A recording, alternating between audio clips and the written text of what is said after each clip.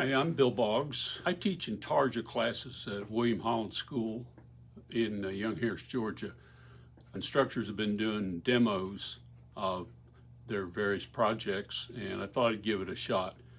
I'm going to do several things. I'm going to do some real basic Intarsia that was motivated by a friend stopping by my lab a couple weeks ago and tossed out some ideas. And then we're going to talk about process of drilling holes in Intarsia to inlay circles. There's several ways to do that, and I'm going to cover two of them. Pretty simple, and we'll get started shortly. So a couple weeks ago, some friends were over visiting, and they asked to take a tour of my work area. And it so happened I'd just finished an Intarsia project, and I had some scraps laying out on my table. Actually, I got scraps all over the place, but be that as it may. But I had these sugilite and lapis scraps. This is reconstituted material. And we were just chatting, and I was explaining things to him, and I noticed that one of the ladies was over here playing around with these scraps and arranging them in different ways, and just seemed kind of interested in it. And I asked her what she was doing. She says, well, says, I could see you could kind of just put these things together and make an interesting kind of a abstract design pendant. So I said, well, sure. And we started talking, and make a long story short, I told him that I'd go ahead and do something for him. I'd put together a piece. And so, which I did. I ended up doing this, which I'm going to, in this video, I'm going to explain how the steps how I went through that. One of the ladies did some wire wrap, and she asked that if I'd drill a hole in it, which I did. And then I started thinking, well, let me go ahead and expand on this project some. So I decided to expand this in some different directions. I did two different variations here, with the sugilite on the outside and the lapis inside, sugilite on the inside and lapis outside. And my intent here is I'm going to drill a hole into the center of these and inlay some material. And one of them, I'm going to inlay this it's laminated abalone. It's about, 1/8 of an inch thick. It's very nice to work with. It's wonderful for inlay. I buy it from a place. In fact, let me show you over here. This is I buy it in these slabs from this outfit called Mazecraft, and I learned of them through Rich Williams. And Mazecraft, one of their primary customers are people that make knife handles. So they sell this. It's kind of pricey, but a lot of it goes a long way. And they've got all kinds of other reconstituted and synthetic material. Here's kind of my stash of stuff. In fact, here's the sugilite that I'm going to take a slab off of. And then this is the dark lapis. It's got pyrite in it, and we've got some lighter lapis. But anyway, we're going to do these projects and hopefully give you some insight as to how circles are inlaid into not just Intarsia, but stones, into jewelry, anything you want.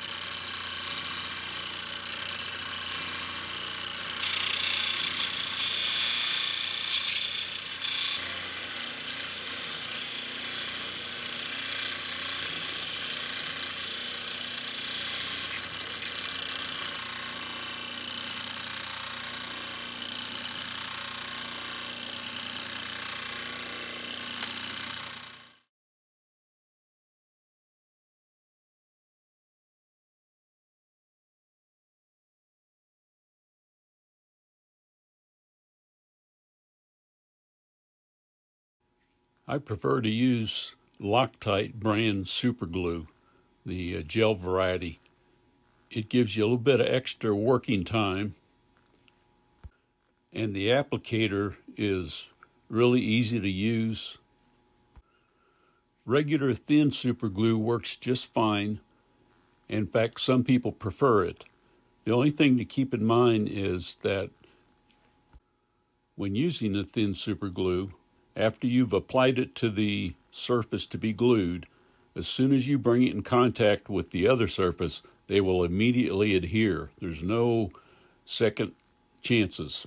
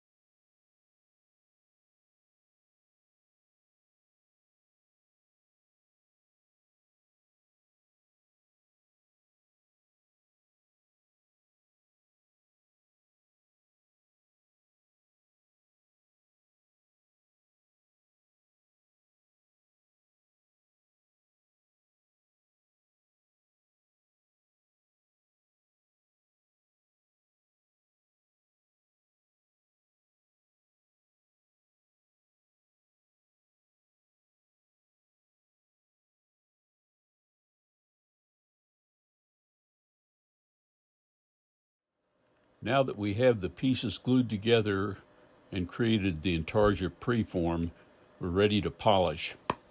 Since I've glued these together with super glue, the next step would normally be to attach a backing to it with epoxy. In this case, though, I think we can forego the backing. We've got large, broad glue surfaces, and I'm going to be drilling a hole through the top of this for a bail to secure it together. Plus, the material is extremely light, so I think we can get away without a backing in this case. However, the next two pieces that I'll be demonstrating will definitely be putting a backing on those. To polish this Intarsia, we've got two basic choices, a flat lap or a multi-wheel grinder like the Genie. We'd choose a flat lap if we wanted to have absolutely dead flat surfaces with sharp squared off edges. Probably the only downside to using a flat lap to polish this is that it just takes a little longer because you have to swap out the laps as you go through the grits, whereas on a multi-wheel grinder you can just step down to the next wheel. I've chosen to finish this piece up on my multi-wheel grinder, which is a Pixie. But you can use a Genie or any other wheeled grinder. Just keep in mind that you're trying to polish a flat surface with round wheels. So you need to approach this with a light touch. Also, since this is reconstituted material, it tends to be a little softer, so a light touch is extra important here. Normally now you'd run it through all the grits, but since this is a relatively soft material, I actually started with the 600 and ran up to the 3000. And then I jumped over to my polishing buffer with a muslin wheel and finished it up with Zam.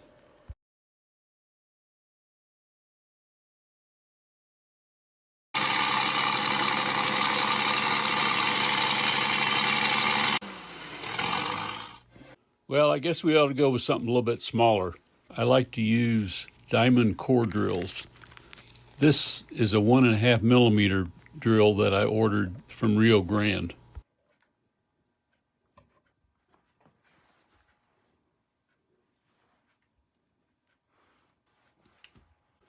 This is a light-duty drill press vise that I ordered through Amazon, I believe. It's made of a non-rusting metal, and it's got plastic jaws in it, so it's real gentle on the material that you place in it. And the main thing is I don't have to worry about anything rusting because I'm always hosing it down with water when I'm drilling.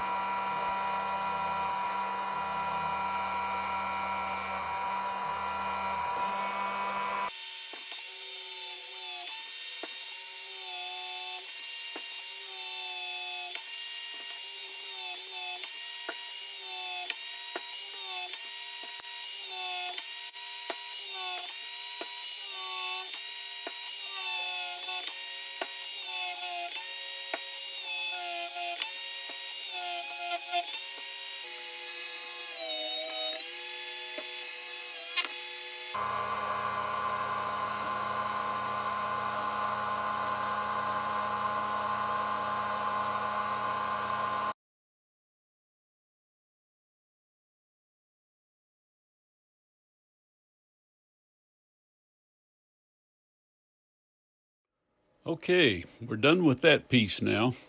You may note that I did not get into too much detail as to how to put an Intarsia together. If you feel you need more guidance in this direction, let me suggest about 3 ways that you can gain some knowledge. The best way, of course, is to take one of the classes at William Holland School.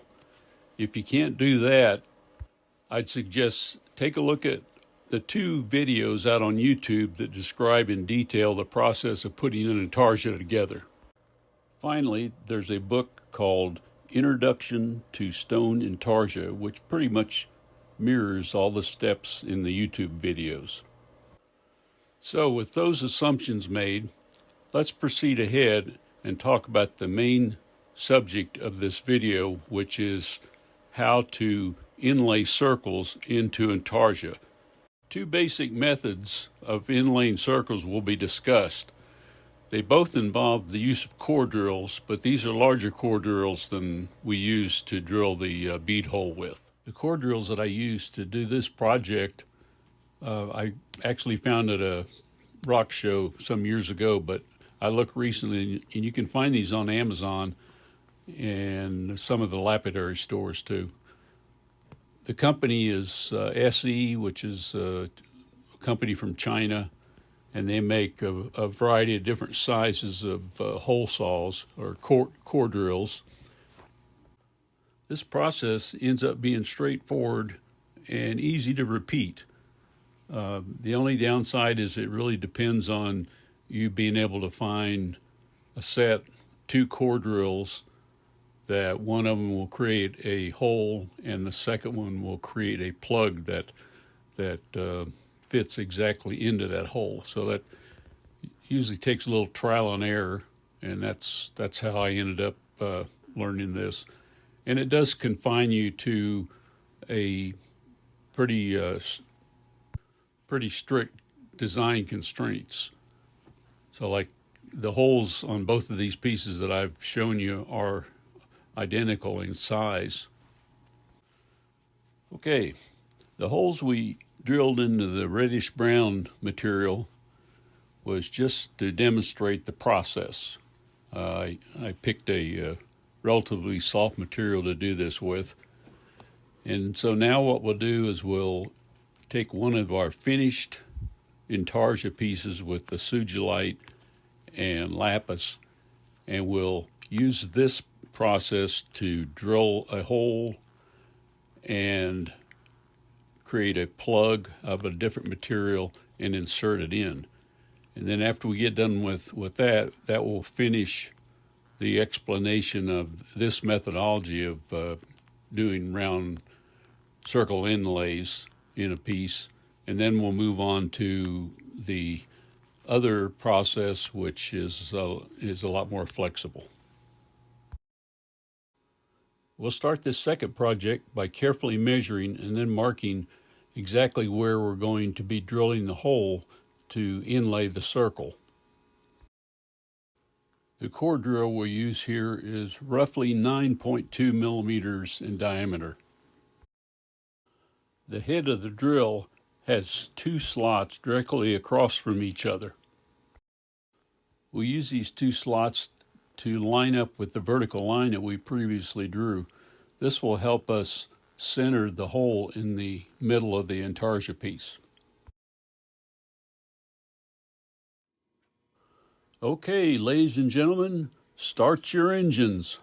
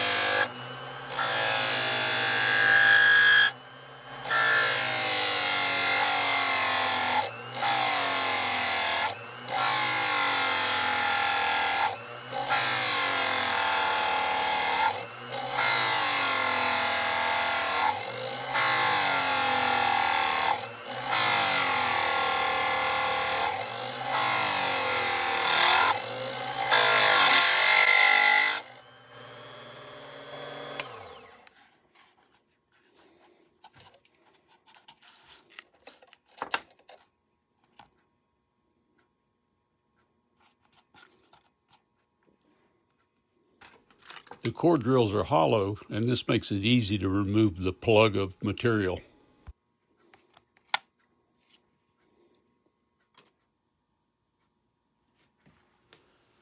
Now we'll get set up to drill out a plug of the abalone material that will be inlaid into the hole that we just previously drilled into the Intarsia. This core drill is about 12.5 millimeters in diameter, and it will create an approximate 9.2 millimeter plug, which should pretty closely fit into the hole that we just drilled.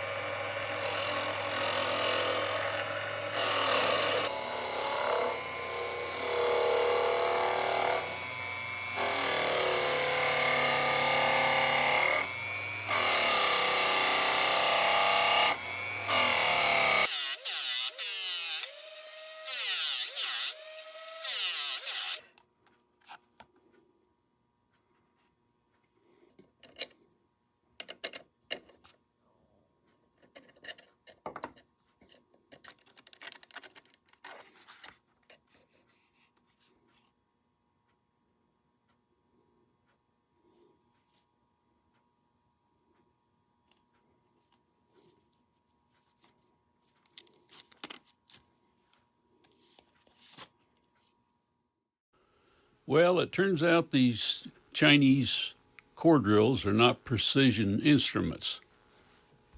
However, just a little bit of work with the diamond file and I was able to get the plug to fit right in the hole that we drilled. Making slight adjustments with hand tools is not too unusual with this method.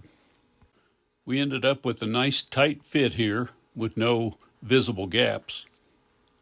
If it looks like you're going to end up with some gaps, there's some fairly easy ways to deal with this. Whether it's a gap in an Intarsia or a gap in any other lapidary project that you're working on. The trick is to get some powder from one of the adjacent materials involved in the joint. By the way, you can generate some of this powder by using a diamond file and some matching rough material. Then you mix this powder in with the epoxy that you're using to glue the plug into the background piece. After the epoxy dries and you finish polishing the piece, you'll find that all the materials will blend together and the gap won't be noticeable at all. After the inlay circle is glued in, it's time to prepare the backing. We're using basanite or black basalt for a backing. Grind one side of the backing flat and grind the back side of the Intarsia flat and get ready to glue them up with epoxy. As soon as the epoxy cures, we'll grind and polish this and we'll be done with it.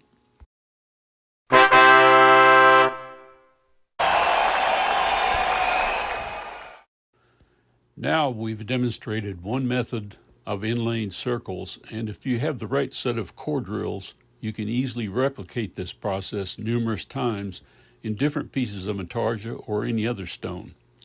In the worst case, you might need to do a little hand filing to get the circle plug to fit tightly within the hole, but overall this is a very straightforward and easily repeatable process. Now, with all that said, the next process I'm going to show you is much more flexible, and it's really kind of the accepted method that most people use for inlaying circles. This process will apply whether you're inlaying relatively large circles or something as small as a dot of inlay material. Incidentally, this whole notion of inlaying one type of stone material within another is frequently referred to as a stone-in-stone process. Although our focus here is inlaying stone material, the basic process works just as well with other materials such as wood inlay. Furthermore, you can also mix it up by inlaying stone within wood and or wood within stone. If you're interested in learning more about these processes, there are a number of resources available. At the William Holland School, several instructors teach this process, including Chuck Bruce in his stone inlay jewelry classes and Micah Kirby in his wood inlay jewelry classes. Also, several of the silversmithing instructors teach the stone-in-stone process as part of their stone setting classes. Outside of William Holland School, another prominent jewelry inlay artist and instructor is Jeff Fulkerson. Jeff teaches inlay jewelry, including the stone-in-stone process, in his jewelry and lapidary workshops. Additionally, he has several video DVDs and ebooks covering the subject. These are available online from his website, artistjefffulkerson.com. The method we're going to examine now will make it extremely easy to reduce the possibility of gaps when inlaying circles. Furthermore, it will not require any follow-up hand filing to get a good fit. The secret of this process is that we'll be making cones. Whoops, not that kind. Not that kind either. This is conceptually what we'll be doing. In the diagram, the blue plane represents the slab of material that we just drilled a hole into, and the red cone shape represents the piece of material that will be inlaid into the hole. As you can see, the cone fits tightly into the hole with absolutely no gaps. So we already know how to create the hole with a core drill, so now we just need to figure out how to make a cone shape that will fit tightly into that hole. So here's our last Intarsia. Since we already know how to drill the hole, I went ahead and completed that. I decided to use a smaller core drill this time also, as the Intarsia is a bit narrower than the previous one. The hole ended up being almost 8 millimeters in diameter. For the inlay piece, we'll be using a blue chatoyant synthetic material that's sort of like opal but more like Victoria stone. Next, a chunk of the blue material was cut off with the trim saw. It's important to make sure the size of the piece is sufficiently larger at this point than the hole it will eventually be inlaid into. Then we center and attach the piece to a dop with super glue. I prefer using a nail for the dop rather than a wooden stick. Since the next step is to put the dop into a drill chuck, the metal nail is considerably stronger than the wood. The metal dop is loaded into the chuck of the hand drill. I prefer a hand drill with a speed control, and I rarely run at a high speed. It really ends up being a matter of preference and what you are comfortable with, as some use hand drills and others use Fordham flex shafts or Dremels. Next, turn on your grinder. Make sure you have water. You can use a Genie or a Pixie or any other wheel grinder, or even a flat lap. I generally prefer to use the 220 grit wheel, but the selection might depend upon the hardness or the fragility of the material you're grinding. Then turn on your drill and very slowly begin to approach the grinding wheel at a narrow angle sufficient to achieve the tapered shape of the cone. This will make sense as you get closer to the wheel. It's important to brace or support your drill hand so it doesn't get moved around, especially in the initial steps when you're rounding off the square edges. Also, as you get closer to your ideal cone shape, be careful not to let your hand or the drill come in contact with any of the adjacent wheels.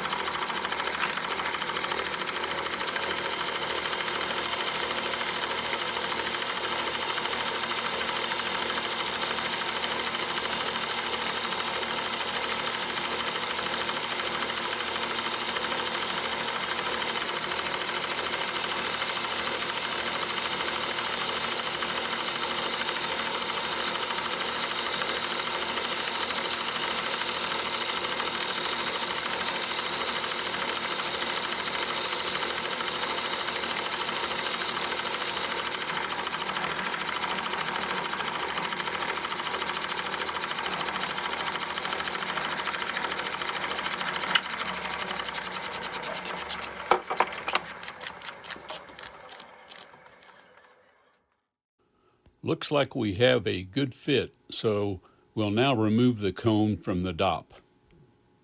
I use the trim saw for this by cutting the cone away from the nail head. You can also use a small torch to carefully heat the metal nail shaft to soften the glue. Then wiggle the cone free as the glue softens.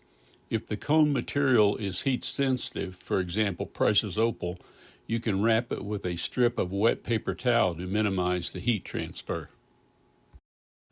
With the cone now free from the dop, it's time to mix and apply epoxy and then insert the cone tightly into the hole.